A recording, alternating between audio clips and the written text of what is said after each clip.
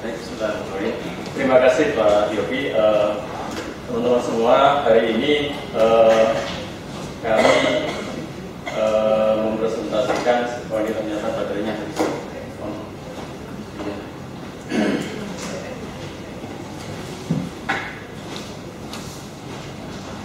Oke, menyampaikan satu paper yang sebetulnya baru saja selesai kita buat.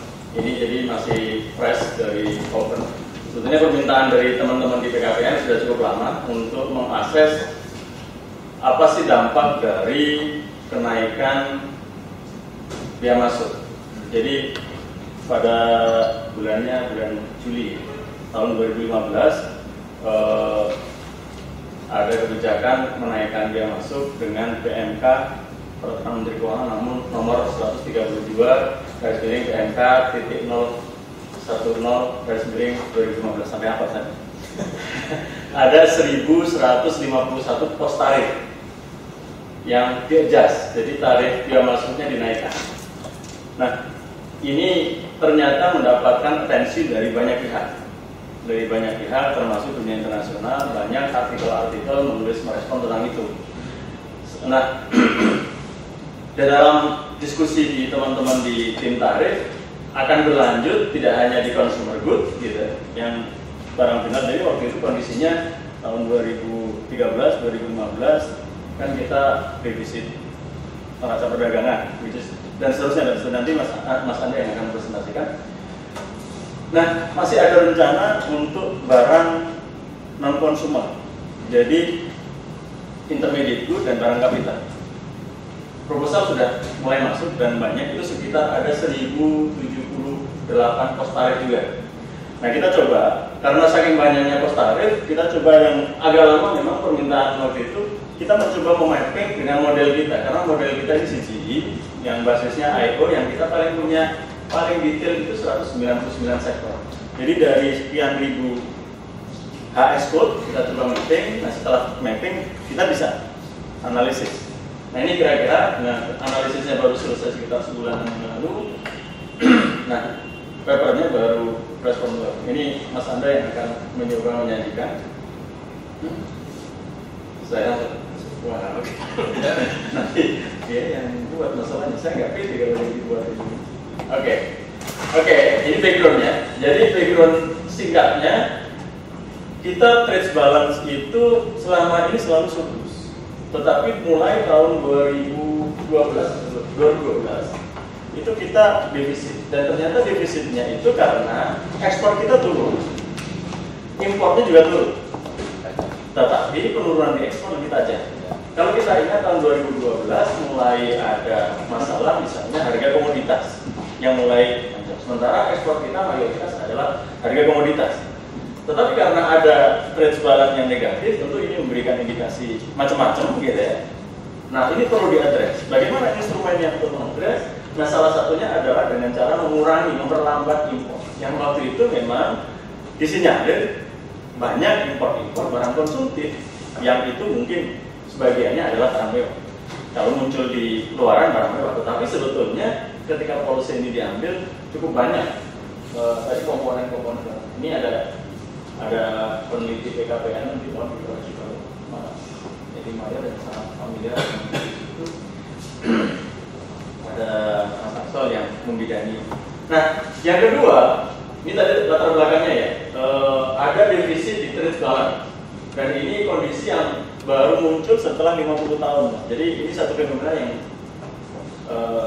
menjadi perhatian. Yang kedua, kalau kita melihat tarif MFN average-nya, most favored nation itu tarif di luar tarif FDI, jadi tarif umum gitu ya. Indonesia itu relatif rendah dibandingkan dengan negara lain. Ya, artinya kalau ada policy mau menarik kembali sebetulnya masih masuk akal. Dan sebetulnya batas kita bonding atasnya itu kita masih tinggi, masih ada ruang. Jadi kita kan di tahun mungkin 20 tahun terakhir kita mengadop liberalisasi, artinya penurunan tarif sangat tinggi. Nah, ini bahkan untuk tarif agriculture pun untuk MFN PMFN-nya kita sudah sangat rendah dibanding dengan negara-negara. Ini kalau ini kita memilihnya acak saja negara-negara ini, terus kita coba average. Kita coba pilih dari database-nya WTO. Nah ini coba kita lihat penurunan tarif PMFN di Indonesia. Jadi kalau kita lihat dari tahun 95 sampai tahun 2013, memang tendensinya kita menurunkan tarif. Walaupun di sini mulai agak direm, kita kelihatan ada tanda-tanda, makanya kritik banyak ahli dari luaran. Ini ada apa di Indonesia kok cenderung proteksionis? Mungkin kalau kita melihat, ya pergerakan politik juga seperti itu, desakan-desakan politik juga seperti itu. Seakan-akan kalau kita meliberalisasi, kita nggak mendapatkan benefit yang banyak, gitu ya. Atau ya, oke lah, ini menjadi diskursus yang tajam sebetulnya.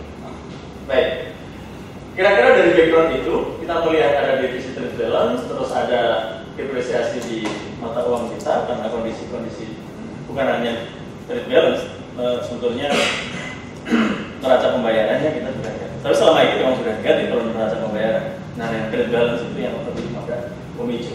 Yang berikutnya kita masih punya low level of PMFN, jadi masih punya ini yang menjadi justifikasi para pengambil kebijakan kita di pemerintah antara lain mencoba mengadres antara lain mengadres ini kita coba address menaikkan tarif PMFN-nya untuk consumer good yang sudah diimplement mulai Juli 2015 tadi dengan PMK 132 tahun 2015, dan sekarang dalam diskusi saya nggak tahu, saya nggak mengikuti persisnya, ini Mas Arso mungkin nanti bisa memberikan insight apa update sampai di mana level diskusinya. Mudah-mudahan ini nanti bisa dimanfaatkan juga menjadi bahan masukan ke teman-teman di PKP di tim tarif itu. Itu kira-kira kita dengan kondisi seperti ini, simpelnya kita ingin mencoba mengevaluasi apa yang sudah terjadi, gitu ya. Walaupun tentu kita nggak mengevaluasi dengan basis survei, tetap dengan pendekatan modeling. Yang kedua, kita coba melihat potensial impact dari kalau misalnya ini diterapkan juga sesuai dengan proposal. Saya disuplai oleh Pak Ansol ini proposalnya coba kita mappingkan untuk non-consumer product. Coba kita, nah itu kita running, kita coba lihat di dalam dengan model CGI. Nah model CGI kita ini sudah generasi yang keempat, sudah kita kembangkan, sudah dynamic, sudah instrumen fiskalnya sudah lebih detail karena kita sudah mengembangkan fiscal set. Jadi instrumen perpajakannya sudah detail, terus sisi belanjanya juga kita detailkan dan sudah dynamic. Artinya kita sudah bisa melihat dampaknya bukan hanya short term long term, tapi dengan trajektori periode tertentu. Nah, dari situ tadi ini skenario-nya. Jadi tarif increase-nya apa berdasarkan PMK. Tadi kita mapping yang PMK 132. Yang kedua ini juga berdasarkan proposal. Selama ini ada sektor-sektor industri yang mau mempropos ada kenaikan tarif-tarif itu. Kita coba dari situ menjadikan sebetulnya tadinya kita juga terpikir mau kalau misalnya ya kita running udahlah kita nggak usah jauh-jauh, kita adjust ke average gitu ya. Ini kita tarik average ini sebetulnya bisa juga gitu. Atau bahkan ke maksimal bound yang kita masih allowed gitu ya, tapi kayaknya ekstrim banget gitu. Kita prosesnya proposal saja karena melihat itu saja pasti reaksi di international market terhadap kebijakan trade kita. Oke, saya nggak akan terlalu teknikal di modelingnya. Ini intinya tadi di dalam komoditas impor kita sebetulnya ada 9.652 komoditas berdasarkan HSU gitu ya. Nah kemarin yang terpengaruh dari kenaikan tarif di PMK 132 itu ada 1.151 pos tarif. Ini kita coba tadi mapping ke dalam, kita punya paling detail 199. Tapi di sini kita coba untuk presentasinya saya agregasikan ke 95. Mau saya agregasikan? Terpengaruh maksudnya berkurang impornya ya karena kenaikan tarif. Dikenakan kenaikan tarif. Karena tadinya dinaikkan tarifnya. Nah, tapi dampaknya impornya jadi turun atau belum kelihatan? Nah, nanti kita lihat di hasil simulasinya. Ini baru dampaknya ya. Ini baru shocknya, baru shock. Ya, baru skenario-nya. Jadi kondisinya seperti itu. Model kita 199, kita cari 95 yang agak detail, tapi kita masih bisa menyajikan. Ini pun di tabel yang di papernya saya agak panjang gitu. Itu tadi yang untung Mas Anda ini jagoan dalam urusan data-data gitu, jadi dia mappingkan. Karena kadang-kadang klasifikasi HS itu kan agak berbeda dengan IE, jadi harus mencari map itu secara baik gitu baru kita agregasikan. Ke-95 ini berdasarkan IO 2008. Kita belum mengadopsi di model kita IO 2010 karena ternyata IO 2010 ada beberapa program penyajian dan kayaknya agak harus kita adjust ke ininya. Jadi kita masih pakai 2008. Tapi kalau model kita dynamic masih kita bisa pakai lihat untuk kondisi sana. Itu kira-kira ada begini kecil Pak. Saya juga Oke. Ini kira-kira dampak ini masih soft. Ini tabel yang menggambarkan ini tarif lama. Ya. Ini juga yang kecil-kecil dibuang. Kita hanya sajikan karena untuk kepentingan presentasi hanya untuk yang besar-besar saja. Terus nama-namanya juga belum kita adjust, ini masing-masing nama-nama kode di model belum sempat. Jadi ditebak-tebak aja lah. Kalau ada food itu apa yang ditebak tebak-tebak aja dulu. Ini ya kira-kira ya. Ini tarif awalnya. Nah ini skenario yang pertama, ini perubahan new tarifnya dengan 100 PMK tadi yang baru. Dan ini perubahannya, ini besaran persentase perubahannya. Terus yang kedua, di skenario yang kedua, ini kan tarifnya yang lama ini masih sama, ini yang baru itu proposnya seperti apa, perubahannya seperti apa. Untuk memberikan gambaran, ya ini kan tarif MFN, ini tarif FTA. FTA kita coba jajarkan beberapa FTA yang kita punya, ternyata 3 FTA ini yang kita memiliki rentang tarif masih relatif tinggi, makanya yang lainnya yang sudah sangat liberal, sudah sangat mendekati nol, kita buang. Karena kita ingin membenchmark sebetulnya selama ini tarif MFN kita yang masih lebih rendah dibandingkan FTA, padahal logikanya mestinya FTA itu spesifik, bilateral harusnya lebih rendah. Ini MFN kita sudah lebih rendah. Nah, kita coba lihat. Kita taruh 3 ini, yaitu ASEAN China FTA, Indonesia Jepang Economic Partnership, terus PTA, Partnership Trade Agreement, Preferential Trade Agreement Indonesia dengan Pakistan. Kita coba jajarkan, hanya untuk memberikan panduan atau benchmark tarif yang ada. Nah ini kira-kira, jadi kelihatannya memang ketika dinaikkan mendekati rate yang paling tinggi di antara 3 ini. Itu kira-kira. Jadi sebetulnya dari sisi justifikasi ini kita punya justifikasi ini hanya mau adjust. Kalau teman-teman sebagian berpendapat hanya adjust yang selama ini kita terlalu cepat melakukan proses liberalisasi. Gitu ya. Masalah benefitnya ya kita boleh diskusi. Oke. Nah setelah kita running dengan shock tadi, kita coba lihat hasilnya. Ini sebagian dari resultnya, dari hasilnya yang kita presentasikan. Satu-satu misalnya dari skenario 1, saya mau meng-highlight sebelum ke sana. Sebetulnya kalau kita lihat dari sisi perubahan di skenario 1 dan skenario 2, yang terkena perubahan lebih banyak di skenario 1. Tadi kalau di skenario 1 kalau dalam HS code itu ada 1151 HS code yang terkena dampak. Di skenario 2 ada 1078 HS code. Artinya sebetulnya nggak terlalu beda jauh gitu ya. Tetapi kalau kita lihat di sini dari sisi besaran, di sini perubahannya relatif besar dibandingkan yang di sini. Dan ini lebih banyak dibandingkan yang di sini. Ya, dari dulu Pak, naik semua ya. Karena kita mengejas naik. Jadi belum menurunkan.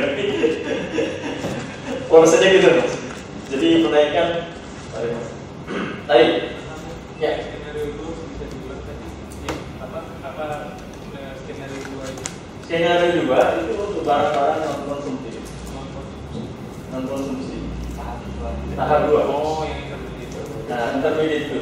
Artinya barangnya berbeda dengan yang skenario 1. Kalau di dalam agregasi, kalau di HS itu berbeda. Iya. Di dalam agregasi ini ada sebagian yang Oh. beririsan, maka ada yang kena dua-duanya, gitu. Tetapi kita melakukan simulasinya eksklusif. Skenario 1 kita running sendiri, 2 running sendiri. Oke. Nah kita dapatkan hasilnya. Kita lihat di sini. Tadi ekspektasinya ketika kita menaikkan tarif impor naik berarti harga impornya naik. Ketika harga impor naik, competitiveness di pasar domestik dia berkurang barang impornya, ya kan? Maka impornya akan berkurang juga. Tergantikan sebagiannya dengan konsumsi domestik, barang dari domestik. Kita lihat kira-kira tadi ya, import price index-nya naik, ya. Dengan kenaikan tarif ini naik, terus di importnya, agregat importnya turun, ya. Ekspektasi kita juga memperbaiki trade balance, dan ini trade balance dampaknya positif. Ini bukan berarti trade balance-nya terus berubah menjadi positif, tapi di sisi ini dengan perubahan ini ada perubahan di trade balance, proporsinya positif. Artinya dengan kondisi seperti ini, ekspor dan impornya, gitu ya, penurunan di impor lebih tinggi, sehingga trade balance-nya dampaknya positif. Artinya tujuan untuk itu tercapai. Ya, tetapi ini bukan berarti tidak ada cost. Cost-nya adalah kalau demand, gampangnya gitu, di dalam rekomen kalau demand-nya turun, ya kan? Karena ada perubahan kenaikan tarif atau kenaikan harga, ada inflasi, demand turun, artinya kesejahteraan tidak akan turun. GDP-nya juga growth-nya akan turun. Ini kira-kira. Nah ini kita lihat angkanya seperti ini. Nah yang kedua, skenario 2 yang membedakan adalah di skenario 2 dampak terhadap investasi di yang pertama itu masih relatif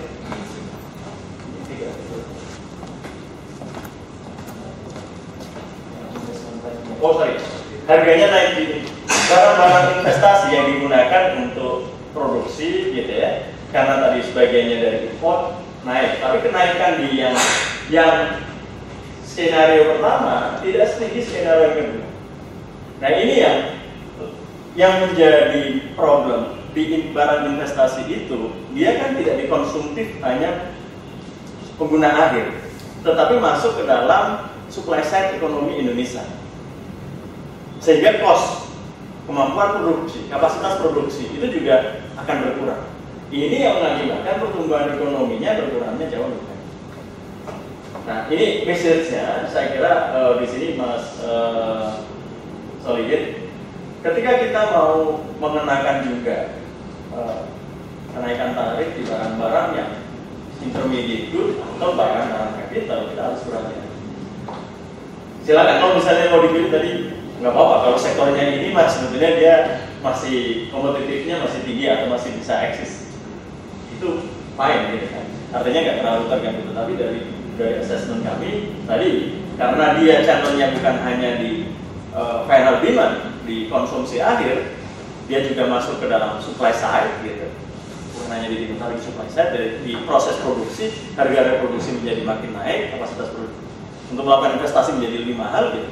Maka penurunan di dua sisi inilah yang akan menghantam perekonomian kosnya lebih tinggi. Itu kira-kira. Walaupun kita lihat ya di sini semua tandanya seperti yang diekspektasikan kalau hanya untuk mencapai mengadres adanya trade balance yang tadi fenomena trade balance negatif ini kan fenomena penurunan yang lama gitu. Nah, mau kita adres segera atau gimana, ini opsi-opsi kebijakan yang harus didiskusikan. Itu kira-kira. Nah ini kalau kita lihat gambaran ini tadi, ini angka ini untuk kumulatif percentage di tahun 2012. Tadi ya, kalau karena dinamik kita bisa memberikan gambaran antar tahun, tapi kita coba lihat di certain time di waktu ini kita coba kumulatifnya. Kalau perubahannya ini saya hanya sajikan untuk yang GDP. Kalau perubahannya antar tahun ini kelihatan seperti ini. Ini yang skenario 1, ini skenario 2. Jadi kita lihat dampak atau cost ekonominya terhadap pertumbuhan ekonomi yang skenario 2 6 kali lipat dibandingkan yang pertama. Ini data sektoral. Ini juga kita pilih saja yang memiliki dampak besar karena tadi kalau panjang nanti nggak kelihatan. Ini dampak kepada impor dan ini yang ini harga impornya ya. Import price yang biru. Ini volume impornya. Jadi kalau kenaikan tarifnya tinggi ya volume impornya turunnya. Ya, ini kira-kira prosesnya di situ. Kalau mekanismenya di dalam ekonomi ya ada substitution effect, ada income effect ketika ada price naik gitu ya. Mekanismenya seperti itu sehingga ini impornya turun gitu ya. Turunnya mungkin akan variatif, tidak selalu linear dengan tadi kenaikan tarif. Karena tadi ada seberapa banyak sih sebetulnya pengganti di dalam negerinya atau efek substitusi, efek income-nya di dalam atau di informasi. Ini yang kedua, ya. Ini yang kedua, kondisinya seperti itu. Tadi ya, kalau kita lihat dari sisi besaran impornya, tapi ini in term percentage relatif itu sebetulnya. Tapi tadi dari dampak ke makronya cukup besar.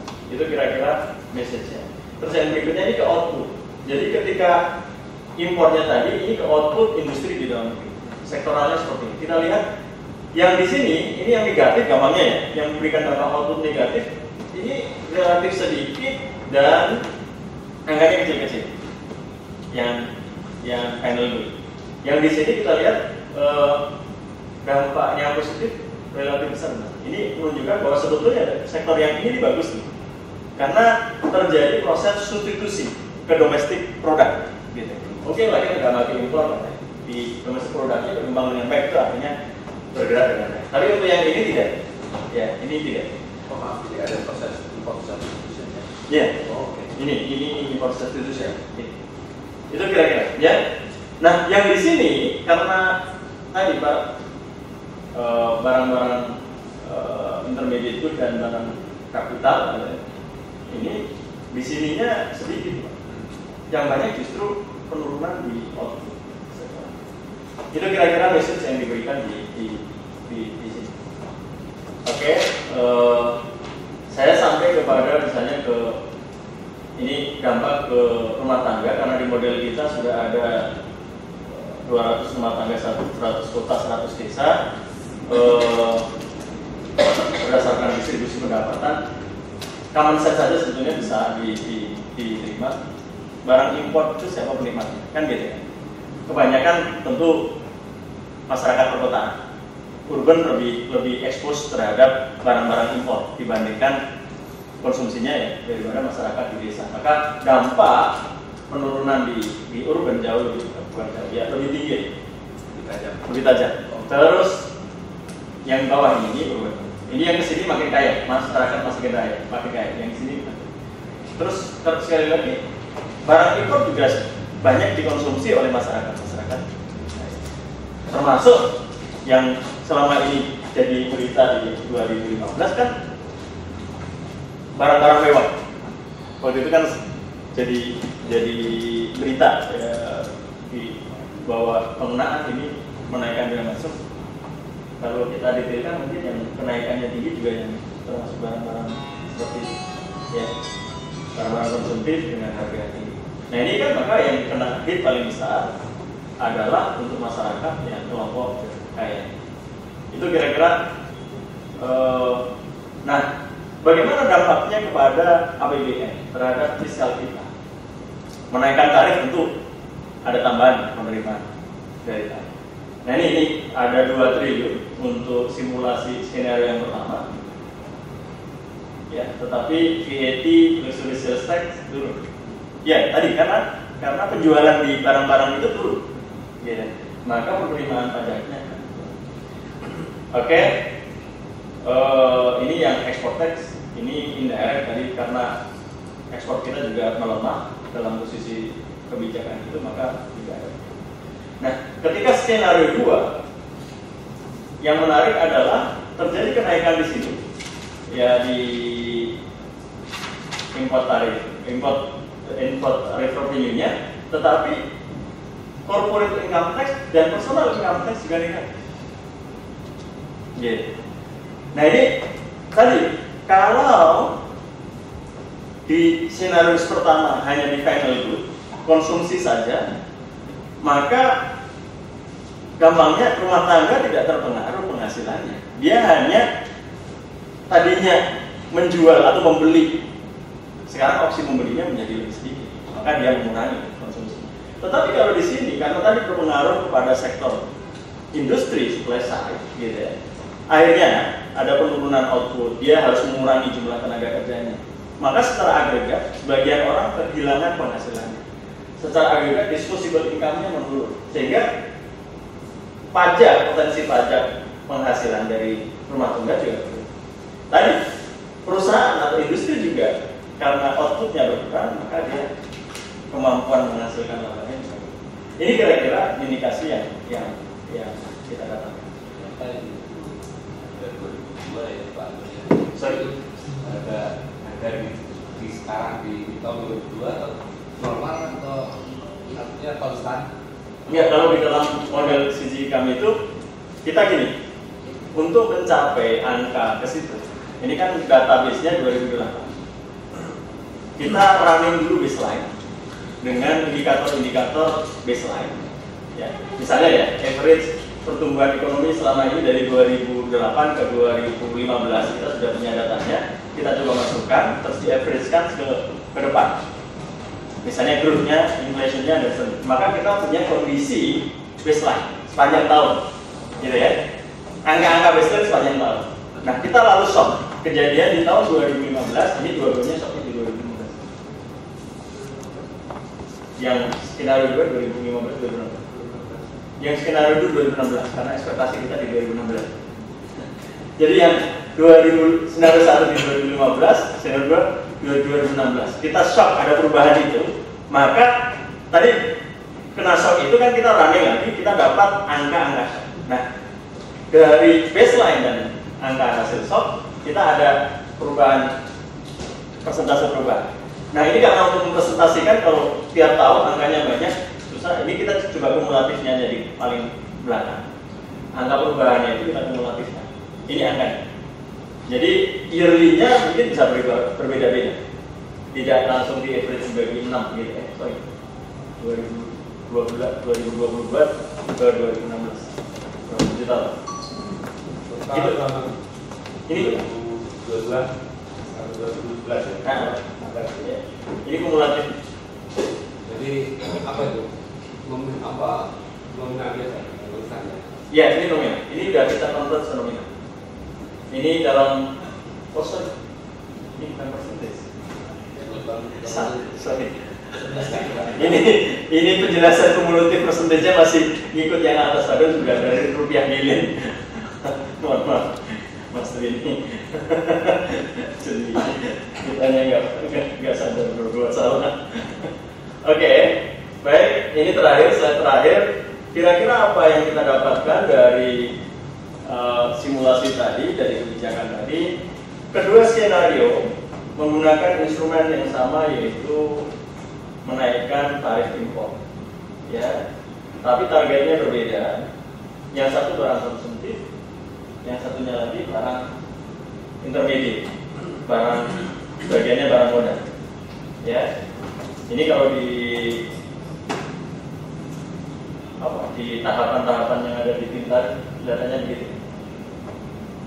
Tahapan Ya, rencana. Oke. Ya, ini kira-kira kita mengadopsi ke situ. Nah, di sini kita dapatkan yang kelihatan tadi ya. Dua-duanya ini bisa digunakan untuk instrumen mengurangi laju impor. Kalau dianggap itu sebagai masalah, ya, dan mengadres defisit parsiali karena tentu nggak tiba-tiba dengan kebijakan ini terus jadi positif karena faktor yang lain ada, misalnya faktor impor yang kita nggak bisa kurangi, bisa ya, support energy, import energy, minyak gitu. Itu kira-kira. Jadi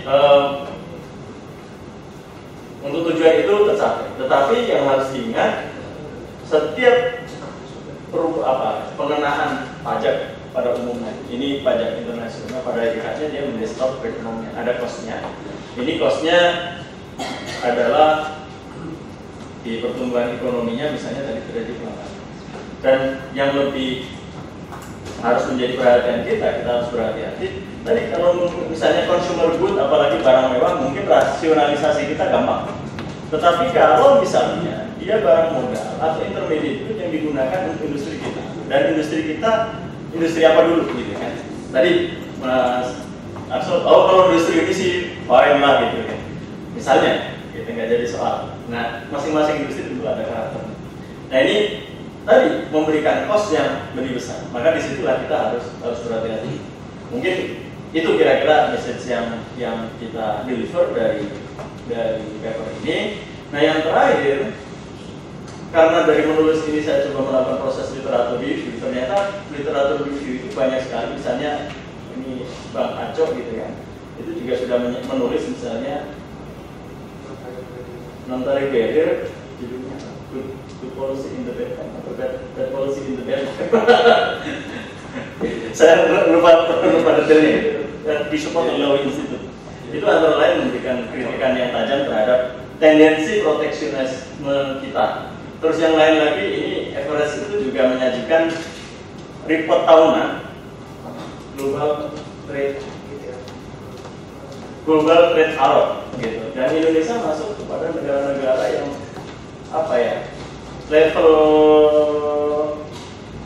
kebijakannya itu merugikan partner, tendensi ke belakang merugikan partner mereka. Indonesia masuk 10 besar di tahun 2015. Indonesia di ranking nomor 4 negara ya. Ini kira-kira jadi pandangan dunia atau industri terhadap kebijakan perdagangan kita seperti itu. Saya kira ini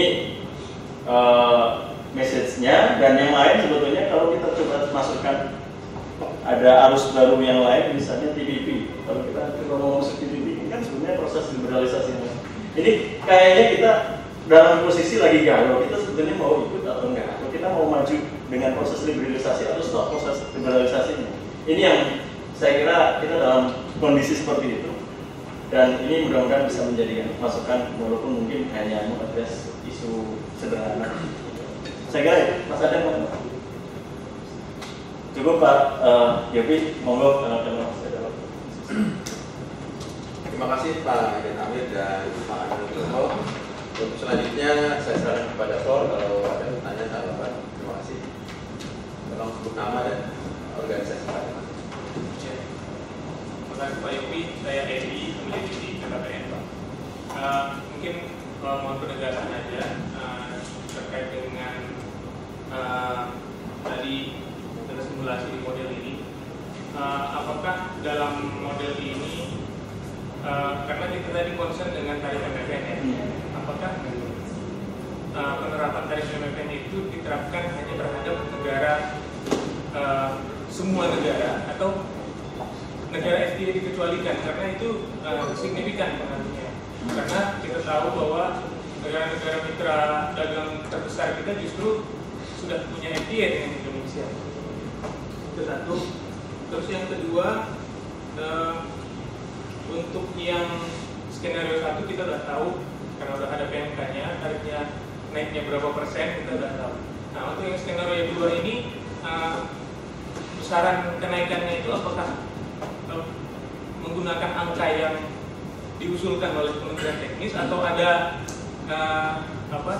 ada skenario tersendiri yang dibuat? Nah selanjutnya yang berikutnya, untuk yang skenario 2 tadi, ini sekedar pendapat saya saja.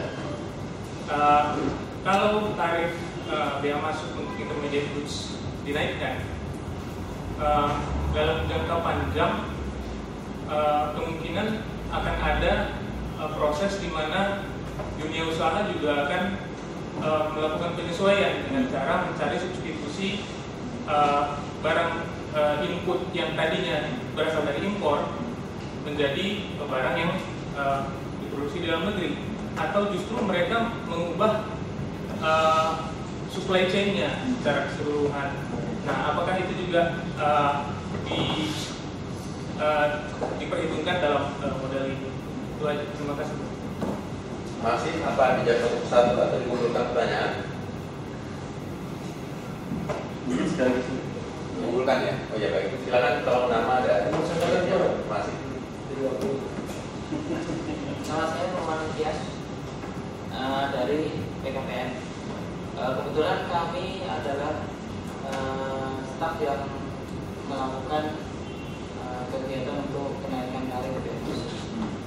Dari saya istilahnya skenario 1 dan skenario 2 itu sebenarnya dari pembina sektornya pun tidak ada skenario. Skenario itu muncul dari Kementerian Keuangan.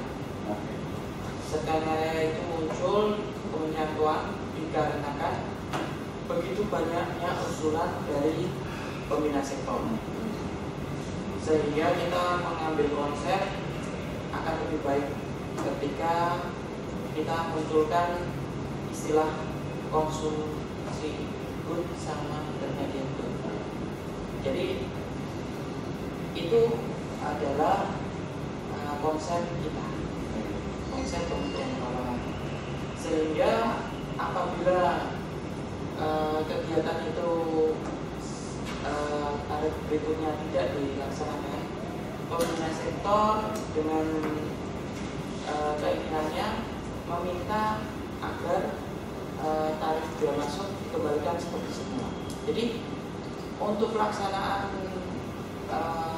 kenaikan tarif yang terjadi ini, saya rasa adalah tepat karena sampai dengan detik ini dari sektor pembina maupun dunia industri tidak ada keinginan untuk merubah PMK yang telah kita laksanakan.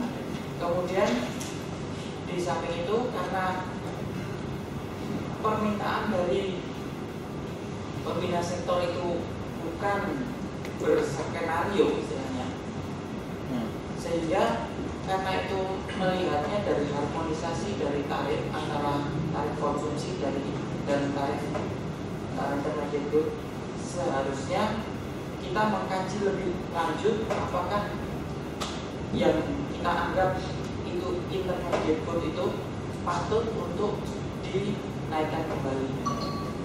Sekian. Jadi pertanyaan saya dari Pak Dayat Amir, apakah dari sekian banyak yang kita anggap intermediate good atau barang modal itu, adakah yang tidak pantas untuk dinaikkan dan berapa banyak yang pantas untuk dinaikkan? Ya, itu kajian yang akan lebih baik untuk membantu dari pihak PKPM untuk mendapat legitimasi dari kegiatan yang akan dilakukan kembali. Terima kasih. Baik, terima kasih. Pertanyaan berikutnya, ya, Terima kasih Pak. Nama saya Ahmad Solihin dari PKPM. Sebenarnya banyak sekali pertanyaannya. Kerjaan utama ini. Saya mengawali dari pernyataan terakhir Mas Amir tadi bahwa ini sebenarnya liberalisasi mau lanjut atau tidak. Nah, justru pertanyaan besarnya di situ. Ini pertanyaannya bukan masalah trade balance, tapi lebih pada industrialization policy. Kita sebenarnya industri kita mau dibawa kemana? Nah, di dalam proses kegalauan itu yang paling gampang memang memproteksi. Dari segi prosesnya gampang, dan mungkin jadi bisa juga dari off the record bisa rente juga. Nah itu saya nggak masuk ke sana. Nggak bisa berapa direkam. Oh, direkam. Nah, On the record.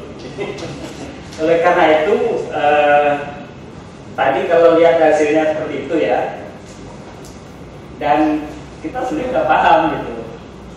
Kita dari IPEC dapat bahan dari IPEC bahwa memang negatif ininya. kita sebagai small open economy pasti nanti transmisinya price-nya naik. Yang menggembirakan dari hasil kajian IPEC itu adalah revenue-nya. Kalau ini kan 6T nih, kalau dari IPEC bisa 13T. Alhamdulillah.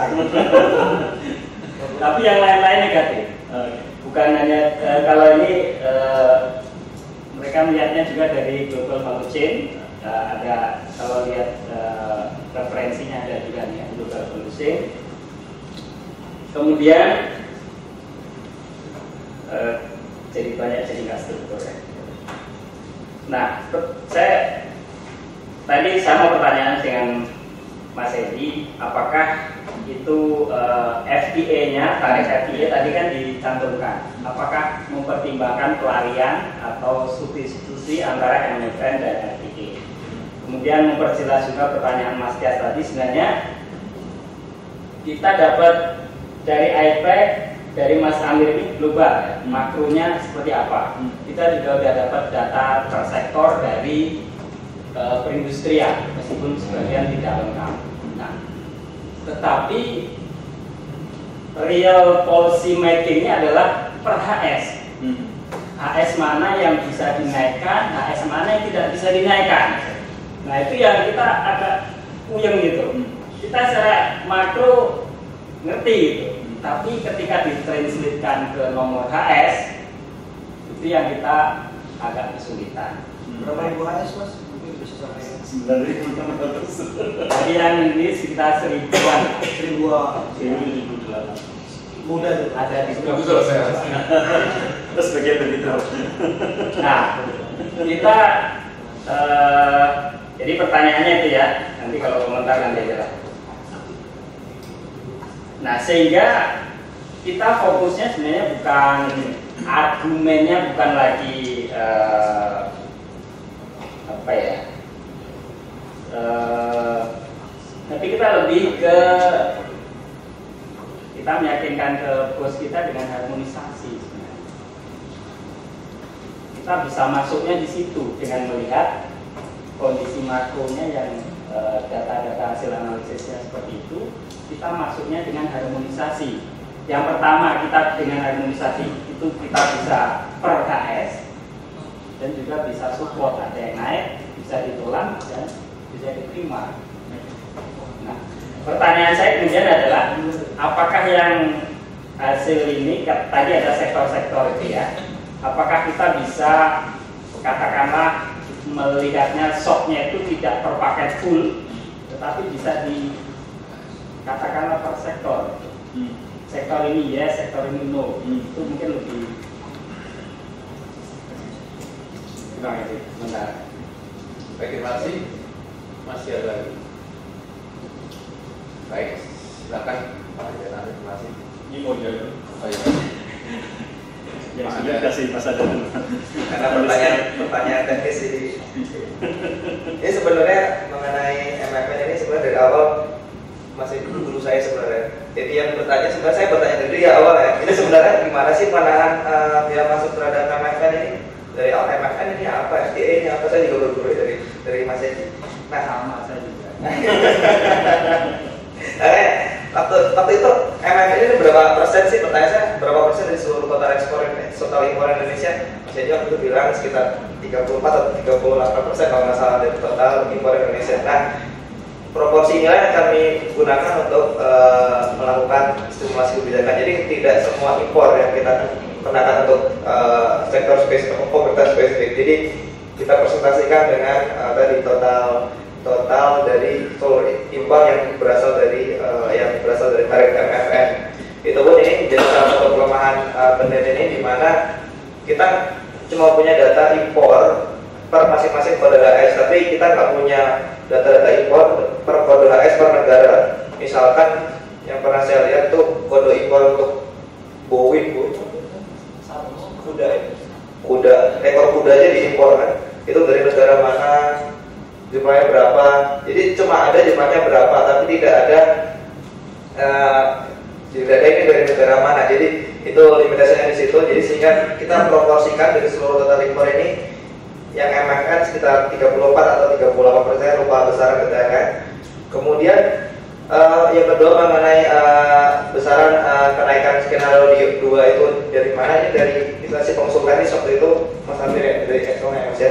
Dari Excel langsung dari kode HS-nya langsung kita mapping ke dalam skenario 2. Kemudian mengenai kondisi di intermediate, barang intermediate dan modal, dan di mana dia, kenapa dia efeknya nggak substitusi seperti dalam consumer goods. Mungkin ini kalau saya jelaskan di dalam model ini memakai asumsi Ervington, di mana dia imperfect substitution, di mana untuk barang yang diimpor, baik itu barang konsumen maupun barang non konsumen, misalkan barang intermediate dan modal, itu ada imperfect substitution antara barang impor dan barang domestik. Namun demikian substitusinya ada level yang berbeda, jadi ada koefisien elastisitasnya yang berbeda. Nah, untuk barang intermediate memang level dan barang modal level substitusinya tidak sebesar untuk barang konsumsi. Jadi substitusinya akan terjadi dalam jarak yang sangat panjang. Misalkan untuk barang modal itu kan untuk mesin-mesin industri tadi ada basic machine, electric machine tadi, kalau ada tabel tadi ada. Jadi itu yang dikenakan tarif impor itu kan terkait teknologi tinggi. Jadi memang tidak bisa disubstitusi untuk produk lokal. Jadi kalau untuk produk konsumen akhir lebih mudah disubstitusikan. Itu koefisiennya sudah diatur di dalam model. Itu saja dari saya, Pak. Terima kasih Mas Anda. Jadi memang Mas Edi, model kita ini pakai single country, bukan pakai data GTAB yang multi country. Keunggulannya adalah kita bisa punya detail sektor yang lebih banyak. Kalau di GTAB kita paling detail itu hanya 47 sektor, seingat saya itu yang paling baru. 57 sektor. Nah, ini kita coba nyari yang paling detail. 199 sektor yang kita punya.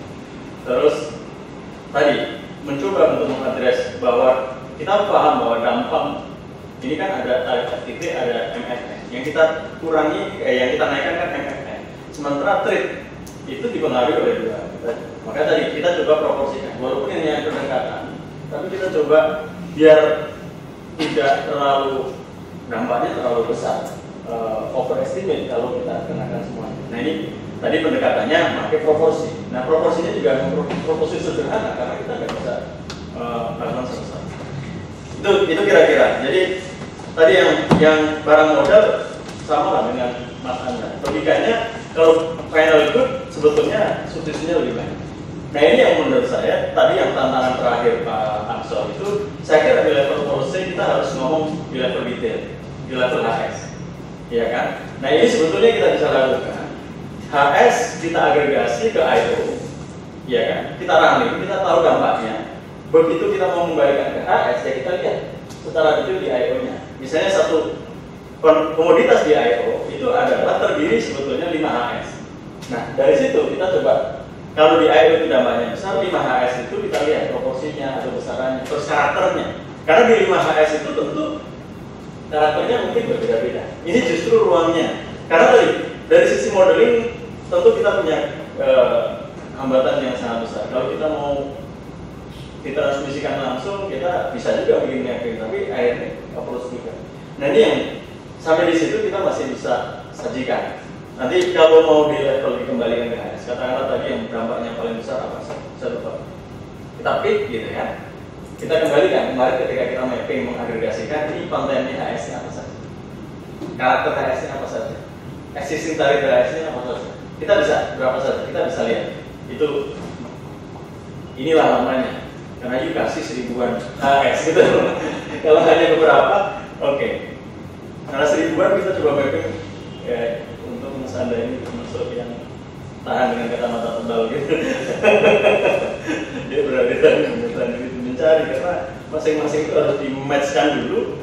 Kalau udah ketemu match, gampang tinggal gitu. Tapi ketika mencari satu-satu itu yang agak itu ya. Terus tadi Mas Purwaningta sendiri saya kira masukannya baik sekali. Tadi ternyata saya harus apresiasi konsep ini yang membedakan antara konsumtif konsumer dan konsumer, sehingga kita bisa melakukan ini kan sebetulnya proses kebijakan yang sangat baik. Ketika kita mulai memilah itu dulu, mana yang ini saya kira understanding itu sangat baik. Yang ini pun sebenarnya ada juga. Ada sih, biasa. Kita relax sebetulnya, tapi kan jadi nggak seru judulnya. Majoritinya lah, ini karena ini sudah pilih sendiri. Datanya kan dari ini juga. Nah, ini juga menjadi catatan kami kalau kebijakan yang kemarin dilakukan ternyata belum ada permintaan untuk membatalkan. Biasanya industri kalau ada kebijakan HAM kurang mereka akan langsung surat banyak permintaan ini lihat programnya segala macam gitu. Artinya on the track policy itu, walaupun tadi sekali lagi saya harus menyampaikan secara akademik ada cost-nya, tidak free. Nah, itu kira-kira Mas Axel terakhir mungkin terkait dengan liberalisasi industrialisasi. Mudah-mudahan ini bisa menjadi trigger diskusi. Tadi saya bersyukur ada competing paper gitu kan dari IPAC gitu kan, dari kajian yang lain. Saya kira ini baru trigger awal dan ini mohon maaf saya sebetulnya janji dalam ngomong dengan Mas Axel, cuman karena kehambatan teknisnya tadi text line-nya di proses mapping, kita modelnya belum ada yang sedetail itu. Kita coba, nah kalau ini nanti kita mau trace back kepada yang lebih detail, saya kira untuk policy-nya Mas. Jadi satu-satu saya kira karakter per KS kami sebagai modeler tidak terlalu banyak, mungkin tadi lembaga pembina segala macam itu yang terlalu banyak. Sehingga tadi sebetulnya jawaban antara liberalisasi dan industrialisasi kita mau standpoint-nya di sana itu yang membuat firm. Ketika kita tahu setiap action yang kita lakukan konsekuensinya kita pahami secara baik. Mungkin itu yang bisa saya respon dari teman-teman. Baik, moga Pak. Terima kasih.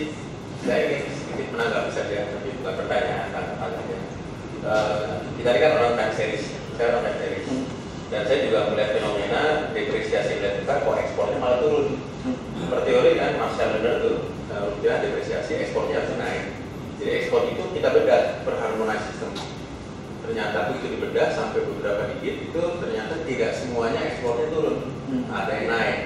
Jadi secara agregat turun, tapi secara satu-satu depresiasi nilai tukar itu bisa dimanfaatkan oleh eksportir untuk beberapa barang. Tapi itu pun tidak value-nya yang kita pakai, tapi volume.